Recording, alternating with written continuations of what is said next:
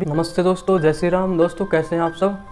दोस्तों मैं आपको आज बताऊंगा नाड़ी शोधन के बारे में। नाड़ी शोधन वैसे तो ये प्राणायाम नहीं है, लेकिन हम इसे प्राणायाम दोस्तों महर्षि गहरड़ ने जो इसके अंदर गहरड़ संहिता के अंदर बताया है कि सबसे पहले हमें करने चाहिए षटकर्म। षटकर्म में जैसे कि धोती, वस्ती, नेति, नौली, त्राटक और कपालभाति। इनमें क्या है कि हमारे शरीर की शुद्धि होती है। जैसे कि धोती में मान लो आप गजकरणी, जैसे कि हम पानी निकालते हैं पी करके, और नेति वगैरह जैसे कि हमने एक नाक से पानी इस तरह घेरा और दूसरी से निकाल दिया। उसी तरह हम एक नेति सूत और रबड़ की भी होती है। रबड़ की नेति हमें नाक से निकाल करके और उसे मुंह में से निकाल के ऐसे करना पड़ता है नेति में। इस तरह सबसे पहले हम करते हैं अपने शरीर के मलों को निकालते हैं, मतलब शरीर की शुद्धि के लिए हम शरीर से बिल्कुल मलों को साफ करते हैं। और उसके बाद फिर करते हैं व्यायाम। सुबह के टाइम जब हम अपनी प्रक्रिया में चलते हैं, जो व्यक्ति बीमार होते हैं या जिन व्यक्तियों को अपने शरीर की शुद्धि करनी है, जिनको योग की अग्नि में तपना है या जिनको अपने शरीर को बिल्कुल वेट कम करना है, उन व्यक्तियों के लिए यह प्रक्रिया नाड़ी शोधन जो प्राणायाम है बहुत अच्छा प्राणायाम है। तो उसके बाद हम करते हैं, पहले नंबर पे मैंने बताया षटकर्म, उसके बाद हम करेंगे योगा। व्यायाम वगैरह करने के बाद फिर जब हम व्यायाम कर लेते हैं, अपने शरीर से खूब अच्छी तरह से पसीना बाहर निकालते हैं या अपने शरीर को खूब अच्छी तरह व्यायाम के द्वारा योग अग्नि में तपा देते हैं, उसके बाद फिर हमें करना चाहिए नाड़ी शोधन। नाड़ी शोधन का महर्षि गहरड़ ने भी गहरड़ संहिता में 5वें नंबर पर बताया कि हमें जो अपना ये नाड़ी शोधन है उसको 5वें नंबर पर करें।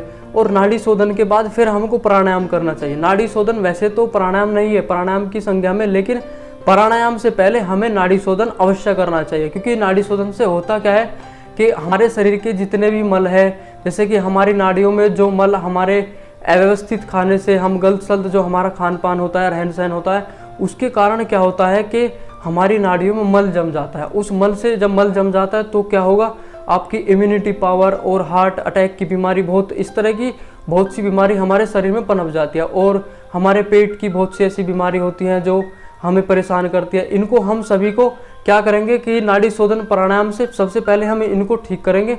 उसके बाद फिर जब आज मैं आपको नाड़ी शोधन प्राणायाम इस वीडियो में बताऊंगा, उसके बाद फिर मैं आपको प्राणायाम भी करने बताऊंगा कि हमें किस तरह प्राणायाम करने चाहिए और कौन कौन से प्राणायाम हमको करने चाहिए।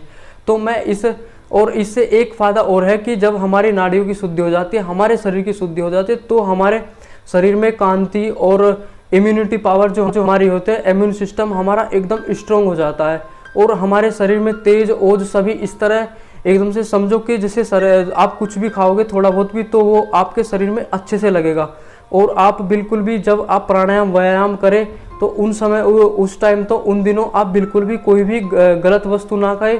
और मीट मांस तो आपको बिल्कुल भी अपने जीवन से बिल्कुल निकाल दो, बिल्कुल डिलीट कर दो। और जैसे कि शराब, बीड़ी, सिगरेट, गुटखा, ना जाने कितनी ऐसी वस्तुएं हैं जो बुद्धि को बिल्कुल एक तरह से मल भर देती हैं और ख़राब करती हैं। हमें इन सभी चीज़ों को छोड़ना होगा।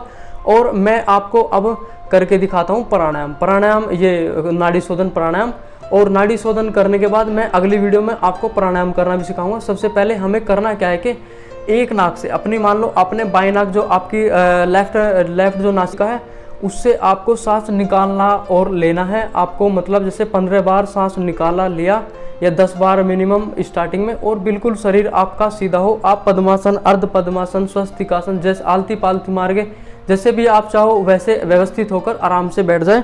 और आपकी कमर बिल्कुल सीधी हो, तनी हुई भी ना हो ज़्यादा, और आपकी गर्दन भी सीधी हो और फेस पर कोई टेंशन ना हो। इस तरह आप आराम से 10 से 15 बार पहले सांस ले बाई नासिका से, मतलब अपने लेफ्ट नासिका से।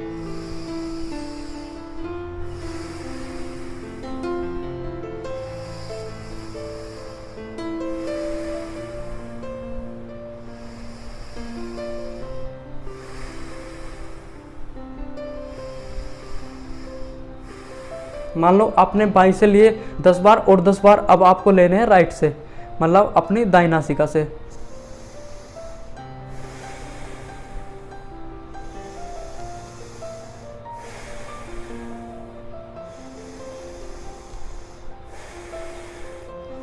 ये सबसे पहले हमें नाड़ी शोधन से पहले ये प्रक्रिया करनी होती है। इससे क्या होता है कि एक तो हमारी जो नासिका है उसमें जो कफ के कारण हमारे जो नाथू, हमारे जो नासिका है वो बंद हो जाती है।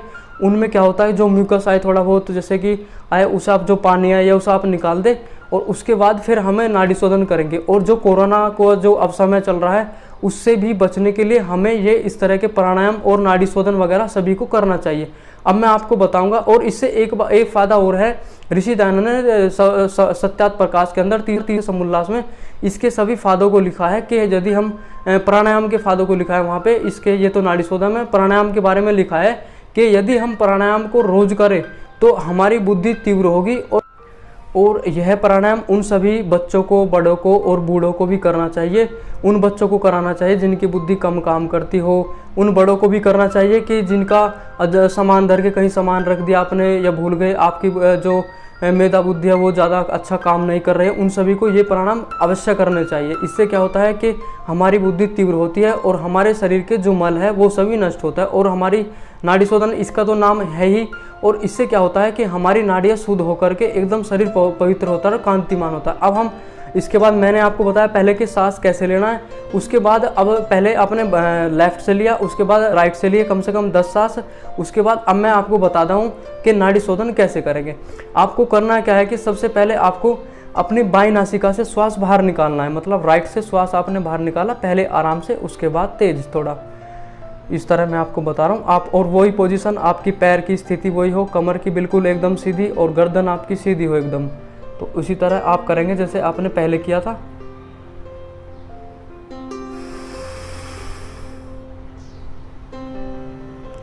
उसके बाद आप राइट नासिका से श्वास अंदर कर लें,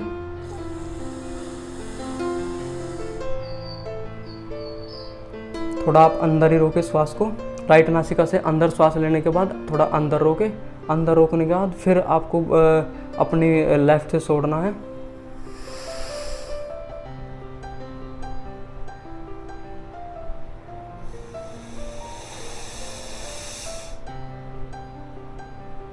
इसी प्रकार जैसे मैं आपको बताया कि अपने लेफ्ट से आपने श्वास छोड़ा, पहले आराम आराम से, फिर उसके बाद थोड़ा तेज, उसके बाद आपने छोड़ करके फिर उसके बाद आपने राइट से लिया, पहले आराम आराम से, फिर बाद में थोड़ा तेज लिया। और आपको करना क्या है कि सांस अपने नाभि तक पहुंचाना है सांस। जब आपने राइट से लिया तो आपको करना है क्या कि अपने फेफड़ों में श्वास भरना है, जिससे कि इससे क्या होता है कि हमारे फेफड़ों की इससे वो बढ़ती है स्ट्रेंथ, मतलब फेफड़े इससे बढ़ते हैं और अच्छा कार्य करते हैं, जिससे कि कोरोना को सहने के लिए हमारे इम्यून सिस्टम बहुत अच्छा होता है इससे। जैसे कि आपने लेफ्ट से निकाला, उसके बाद आपने क्या किया कि राइट से लिया श्वास अंदर, कुंभक किया, अंदर ही फेफड़ों में रोका और अपने नाभि तक श्वास को पहुंचाने का प्रयास करिए। उसके बाद आपने लेफ्ट से छोड़ा,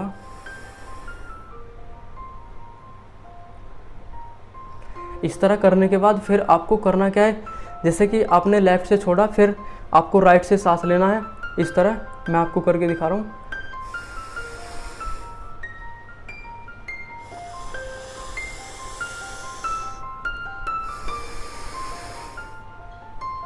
फिर आपको दोबारा लेफ्ट से अंदर लेना है। जैसे मान लो आपने लेफ्ट से छोड़ा था अभी, फिर दोबारा लेफ्ट से अंदर लेके फिर राइट से छोड़ रहा है, फिर राइट से ही अंदर लेना है, फिर लेफ्ट से छोड़े, ले अंदर, राइट से छोड़े,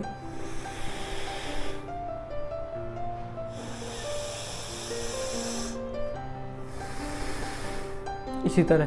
पहले मैंने आपको बताया कि पहले आपको जो अपनी बाईं नासिका है, मतलब आपकी लेफ्ट नासिका है, उससे 10 से 15 श्वास लेने हैं, अपनी राइट को बंद करके ऐसे इस तरह लंबे लंबे श्वास लेना है, अपने नाभि तक आपको श्वास पहुंचाना है,